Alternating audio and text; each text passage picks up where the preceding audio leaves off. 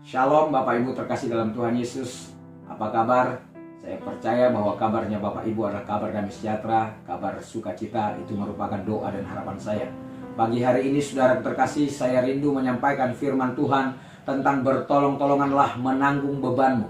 Bertolong-tolonganlah menanggung bebanmu. Saudara terkasih, pada saat banjir besar di Brisbane, Queensland, Australia, akhir tahun 2010, Armin Gerlach, saudaraku, seorang teknisi kantor berita, saudara, berhasil mengabadikan sebuah momen langka, yakni saudara, rekaman foto tentang persahabatan antara seekor katak hijau yang mendapat tumpangan di atas punggung seekor ular yang berwarna coklat yang berenang melintasi genangan air akibat banjir. Saudara terkasih, bukankah seekor ular biasanya melahap katak yang lemah sebagai mangsanya? Namun ketika bencana banjir itu menimpa, dua hewan itu mampu menyingkirkan perbedaan, menyingkirkan keegoisan antara keduanya, sehingga si kuat mampu memberi diri menyelamatkan yang lemah. Sehingga si kuat, saudaraku, memberi diri menyelamatkan yang lemah. Saudaraku, bagaimana dengan kita? Bisakah kita demikian? Bisakah kita juga menanggung kelemahan-kelemahan daripada orang lain? Saudaraku, di dalam Galatia 6 ayat yang kedua, saudaraku terkasih, bertolong-tolonganlah menanggung bebanmu, demikianlah kamu memenuhi hukum Kristus. Di sana dikatakan, bertolong-tolonganlah kamu menanggung bebanmu, demikianlah kamu memenuhi hukum Kristus. Di sana, saudaraku, dikatakan bertolong-tolonganlah, saudaraku, kamu menanggung bebanmu.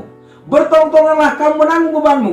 Ada perintah dari Tuhan untuk kita care, untuk kita peduli pada penderitaan, pada kesukaran orang lain, saudara terkasih. Dan ternyata selain saudaraku terkasih, untuk menyatakan kasih kita kepada sesama kita, kepada sesama manusia, saudara terkasih, juga saudaraku dalam hal melakukan hukumnya Tuhan. Ternyata ketika kita bertolong-tolongan, kita sudah melakukan hukumnya Tuhan, saudara terkasih. Apa sih hukum Tuhan itu? Yaitu hukum kasih. Apa sih kasih itu, saudara terkasih? Yaitu berbuat dan bertindak sesuai dengan perintah Tuhan. Kasih adalah perintah Tuhan yang harus dimiliki, yang harus diwejantahkan lewat tindakan, lewat perbuatan, lewat sikap kita dalam kehidupan kita, saudara terkasih. Inti kekristenan adalah kasih.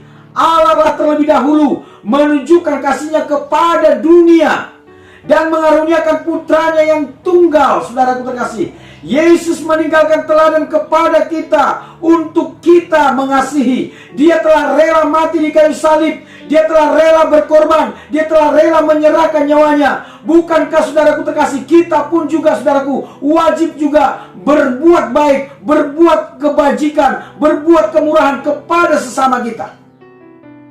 Sudah seharusnya lah kita berbuat baik, dan hal ini tidak bisa ditawar-tawar lagi. Sudah seharusnya kita melakukan kebaikan. Sudah seharusnya kita melakukan kemurahan. Sudah seharusnya kita melakukan hal-hal yang mendatangkan kebaikan dan mendatangkan kemuliaan nama Tuhan. Kita harus memiliki kasih dan mempraktekkannya dalam kehidupan kita.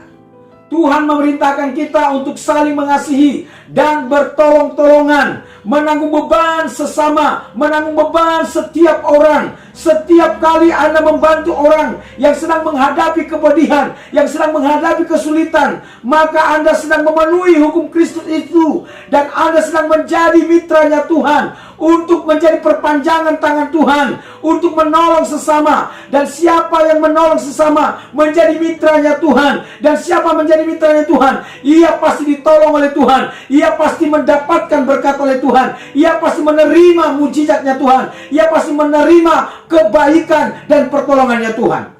Amsal 19 ayat 17 berkata demikian, siapa menaruh belas kasihan kepada orang lemah, memiutangi Tuhan yang akan membalas perbuatannya itu. Saudaraku terkasih, di sana dikatakan Tuhan akan membalas perbuatannya itu. Dan kalau Tuhan yang membalas, pastilah Tuhan akan membalasnya dengan berlipat kali ganda. Tuhan akan membalasnya dengan segala kebaikannya, dengan semua kelimpahannya. Siapa yang perlu kita tolong?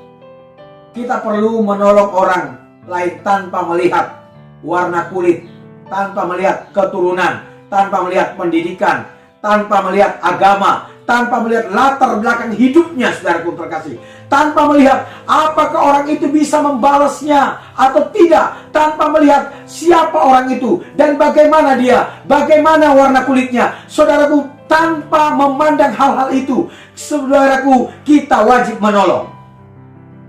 Namun juga Alkitab mengajarkan kepada kita, menasihatkan kepada kita bahwa yang perlu kita tolong, saudaraku, terlebih dahulu adalah kawan-kawan kita seiman, saudara kita seiman. Saudaraku, di dalam Galatia 6 ayat 10 di sana dikatakan, karena itu selama masih ada kesempatan bagi kita, marilah kita berbuat baik kepada semua orang, tetapi terutama kepada kawan-kawan kita seiman. Apa artinya itu, saudara terkasih? Semua orang wajib kita tolong, harus kita bantu, harus kita dukung, saudara terkasih. Dan saudaraku terkasih, namun saudaraku, saudara seiman mempunyai tempat yang khusus, mempunyai tempat yang spesial di hati kita. Tidak peduli apa gerejanya, apa sinodenya, saudaraku terkasih, tidak peduli, saudaraku terkasih, di mana letak gerejanya. Saudaraku terkasih, kita yang kuat wajib menanggung yang lemah. Roma 15 ayat yang pertama, kita yang kuat wajib menanggung kelemahan orang yang tidak kuat, dan jangan kita mencari kesenangan kita sendiri.